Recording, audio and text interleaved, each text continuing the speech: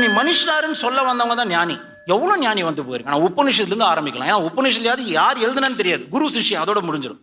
அதுக்கப்புறம் அகஸ்தியர் என்ன, கடுவேலி சித்தர் என்ன, திருமூலர் என்ன, இல்லை ஜீசஸ் ஆகட்டும், குரான் ஆகட்டும், இவங்கெல்லாம் யாரு? கடவுளை புகழ்ந்து பேச வந்தாங்களா? இல்லை சிங்கத்தையும் நாயும் நரியும் புகழ்ந்து பேச வந்தாங்களா? மனுஷன் உனக்காக மட்டும்தான். அவங்க கடவுளை போற்றி பாடலை.